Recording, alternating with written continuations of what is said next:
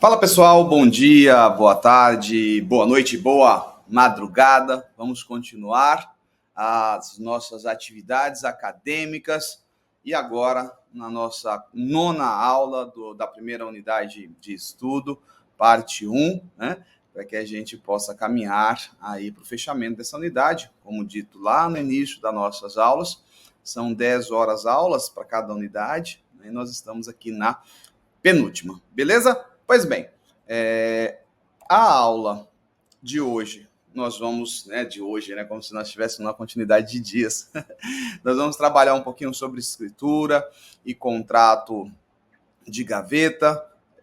A escritura é o ato onde nós buscamos formalizar, né? O contrato de gaveta é o que mais se tem utilizado, né? Tem gente que chama de escritura particular, instrumento particular, e aí tantos outros nomes para dizer que ocorreu um ajuste, né? Um pacto entre as partes, contudo, sem observar aí requisitos que garantam direitos perante a terceiros. Então é muito comum quando você recebe um cliente. Vou até voltar. Quando ele tem um contrato, já é um ponto positivo, porque é muito comum nem se ter a existência desse contrato, né?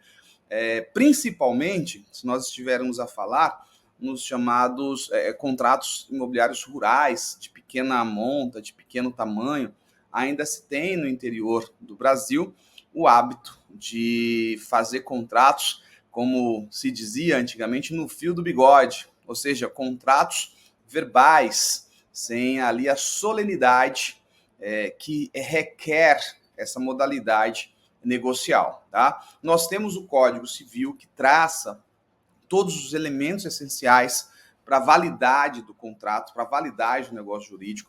Aqui, rapidamente, só para que a gente possa lembrar, o negócio jurídico, para que ele seja válido, lá no artigo 104 do Código Civil, traz de forma objetiva que esse negócio jurídico deve ter agentes capazes, objeto lícito possível determinado e a forma, que deve ser uma forma prevista ou não defesa em lei. Saiu desse pressuposto de validação, que é o primeiro ato que você vai analisar, nós temos diversos princípios que norteiam a relação contratual. A boa-fé objetiva, né?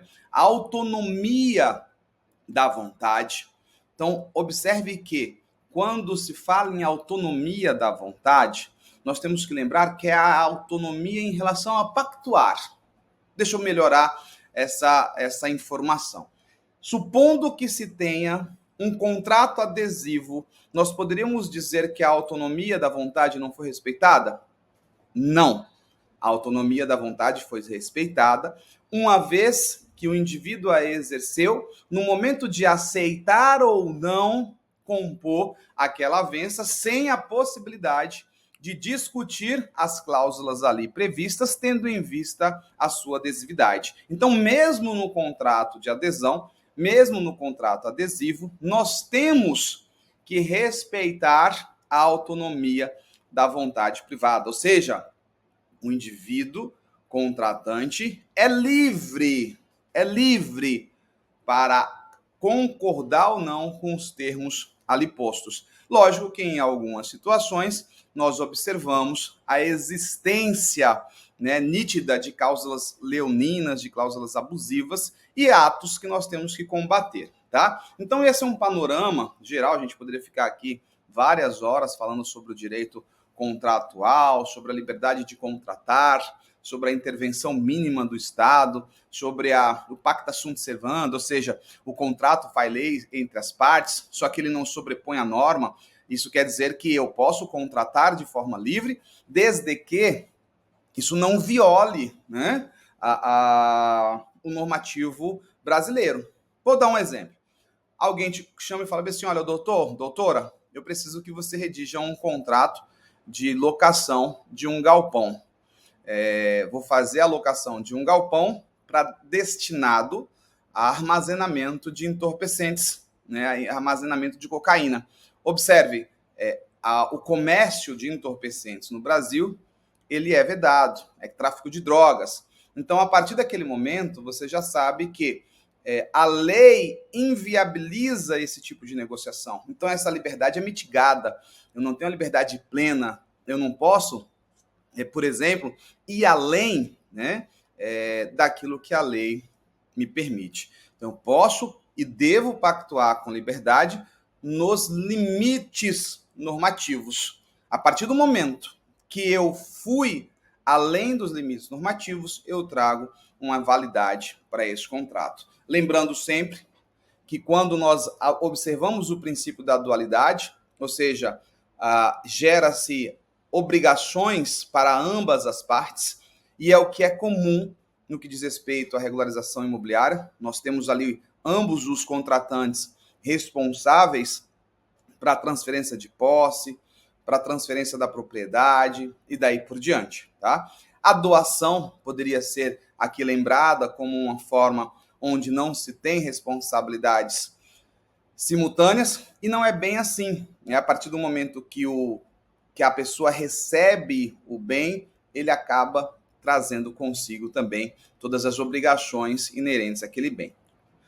Ok, pessoal? Então, um apanhado bem rápido sobre a teoria do direito contratual, que é o que norteia o passo seguinte, que é a discussão sobre contrato de gaveta, né? Mesmo sendo de gaveta, quer dizer, deixa eu trazer essa informação. Esse termo, antes de chegar até no material, é porque esse contrato ele é realizado entre as partes, então ele não tem um efeito erga omnes, porque ele não é de conhecimento do todo, mas ele tem um efeito inter partes. Então isso quer dizer que ele tem sim efeitos a serem produzidos. Por isso que nós devemos, quando contratados, e aí você vai ser instado certamente por diversas vezes para fazer esse tipo de instrumento particular. Na verdade, a gente fala vulgarmente contrato de gaveta, porque em tese você faz e guarda, né? Para se caso futuramente for necessário questionar, você tem lá esse documento, né? E aí você tem que observar todos os requisitos, repetindo, todos os requisitos para que você dê minimamente validade a esse tipo de instrumento particular. Beleza? Mas vamos lá. Escritura e contrato de gaveta, o tema agora a ser discutido. Dê uma moral aí pro professor, né? Você perceba que eu sempre estou aqui fazendo o meu marketing no intento de você fazer o mesmo, né? De você ter essa mesma lógica de estar sempre vendendo o seu peixe, de estar sempre buscando ali junto aos mecanismos sociais no cyberespaço, divulgar para as pessoas o que você faz. Se você não mencionar, eles não vão tomar conhecimento. Pois bem, importância da escritura em transações imobiliárias. Então a gente vai falar um pouquinho agora do ato de escritura. Trata-se de documento oficial que tem como finalidade comprovar a negociação de um imóvel, elaborada em cartório e assinada por um tabelião. Ela garante a legalidade e transparência do acordo entre as partes. Observe bem, nós temos formalidades a serem observadas para que nós tenhamos a validade específica em relação a esse negócio. O artigo 108, aqui comigo, do Código Civil, diz: não dispondo a lei em contrário, a escritura pública é essencial à validade dos negócios jurídicos que visem a constituição, transferência, modificação ou renúncia de direitos reais sobre imóveis de valor superior a 30 vezes o maior salário mínimo vigente no país. Eu iniciei a minha fala trazendo os requisitos de validade do negócio jurídico, que são os requisitos gerais do artigo 104 do Código Civil. Andando um pouquinho a mais no Código, no 108, nós trazemos esta validade no que diz respeito à obrigatoriedade da escritura pública. Daí, por si só, a lei geral, a lei civilista, o Código Civil, já estabelece, né, de forma muito clara a importância dessa escritura. Nós temos, pessoal, que trabalhar de forma... O advogado, eu costumo dizer assim, nós concentramos a função de representar, a função de falar por alguém, o advogado é aquele que fala por outrem, a função de defender os interesses de outrem, a função, olha todas as funções que nós desempenhamos, de psicólogo, né? E principalmente a função de aconselhamento jurídico. É muito comum as pessoas deixarem de lado essas regras básicas para validar, de fato, efetivo o negócio jurídico, por entender que um vizinho fez e não deu nada, por pensar que está pagando, são aquelas falas, dá dinheiro para governo. É assim que eles começam, ficar pagando tributo. Olha, comprei uma casa por 1 milhão, mas declara só que foi 500 mil. Olha, vendi por 1 milhão, mas vou falar com o cara para declarar só metade. São práticas comuns no mercado e que nós temos que combater. Nós temos que trazer para os nossos clientes, como a lei estabelece, as consequências, por exemplo, do exemplo aqui dado, de declaração menor do que o valor de venda do imóvel, pode configurar crime previsto na 8137, que são os crimes tributários. E muitas das vezes, a pessoa imbuída ali no sentimento de que está pagando imposto e está sendo lesado, acaba não fazendo, olha bem que loucura, por achar que está contribuindo com a corrupção. Eu pego clientes diversas vezes. Doutor, ficar pagando dinheiro para o governo, coloca isso lá para baixo. E um ato público igual a escritura requer que você informe todos os detalhes contratuais conforme estabelecido, ok? Então, como que ocorre na prática? Na prática se firma um compromisso, vamos pensar aqui numa compra e venda, um instrumento particular de compromisso de compra e venda, estabelecendo um preceito interpartes, uma obrigação recíproca. Com a forma de pagamento, você vai até o tabelião e faz a escritura pública de compra e venda. Ou se você quiser, em vez de fazer um instrumento particular, você já faz direto no tabelião. Feito ali a escritura pública, posteriormente, você vai pegar essa escritura e vai levar para o registro, no registro de imóveis competente da situação do imóvel, tá? Conforme o valor que foi pago, o valor que foi ajustado e daí por diante. Pois bem, então, o que é a escritura? Primeiro, documento oficial, comprova legalmente a negociação imobiliária. Segundo, tem valor jurídico, protege ambas as partes envolvidas na transação. E terceiro, da questão da elaboração, feita em cartório assinado por tabelião.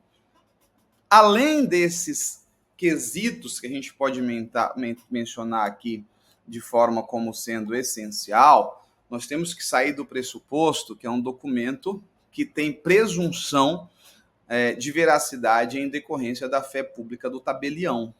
Então, pressupõe que as informações que estão ali são verdadeiras, né? A ausência ou falsidade deve ser cabalmente demonstrada.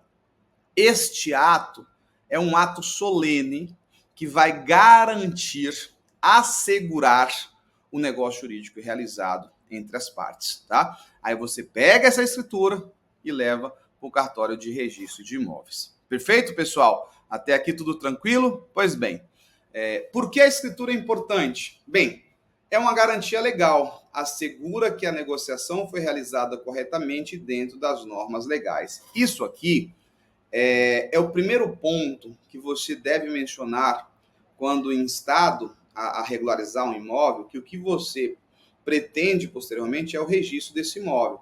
E ele pode ser realizado a partir de uma escritura pública.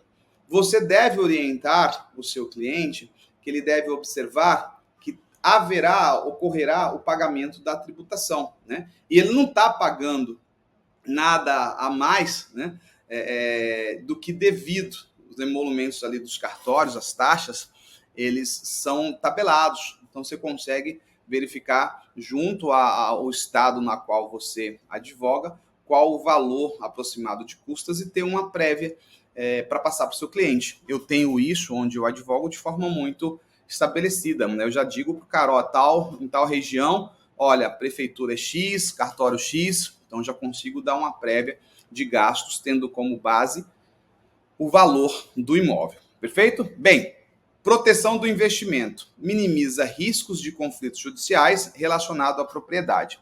Observe, o fato de você ter um documento, o fato de você ter um registro do imóvel no teu bem, não necessariamente ele é garantia 100%, né? Não estabelece que você não vai ter uma demanda judicial em seu desfavor.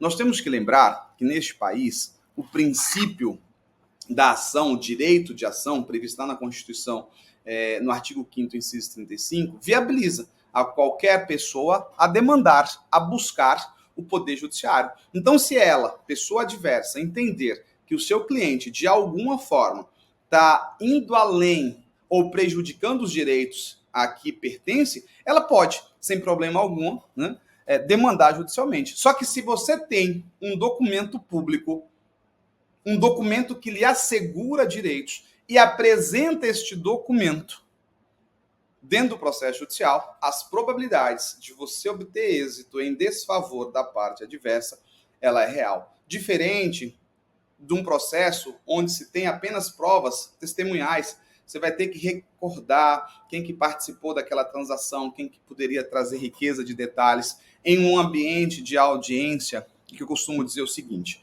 a audiência, você tem que ter... Deixa eu abrir esse parênteses aqui. Você tem que ter muita atenção, porque em um ambiente de audiência, as pessoas elas estão desconfortáveis. Então, a pessoa, no intento de ajudar, pode falar uma coisa que venha a te prejudicar. Então, a audiência não é uma coisa boa. Tanto é que é a última ratio. Já falei para vocês em outras oportunidades, ela só vai existir quando há necessidade de produção de prova oral. Tá? E você não sabe o que vai sair da cachola das outras pessoas. Você não pode pedir para que elas mintam em juízo, porque elas podem responder por crime. Então, se você tem a possibilidade de documentar tudo, faça isso, que é melhor do que ir para a audiência. Bem, rapidamente. Então, minimiza, né, os conflitos judiciais relacionados à propriedade. Valorização do imóvel. Imóveis com escritura tendem a manter seu valor de mercado. Isso é certo. Tá? Eu já pedi para que os senhores fizessem esta atividade em vossas cidades e vou reforçar agora.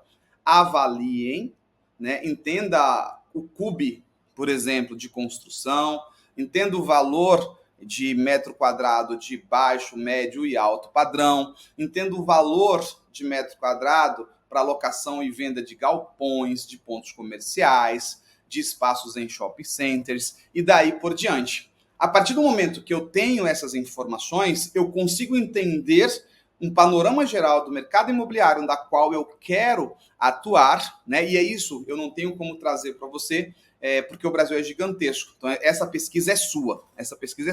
Eu sei eu sei o valor do CUB, eu sei o valor do metro das regiões onde eu atuo. Isso está aqui na minha mente. Eu sei o valor de construção, né? A depender se baixo, médio ou alto padrão. Eu consigo estabelecer, eu olho e falo, olha, o valor deste imóvel é esse. Então, saindo do pressuposto do valor de mercado, você pode dizer o seguinte: um imóvel documentado, ele mantém dentro deste valor de mercado.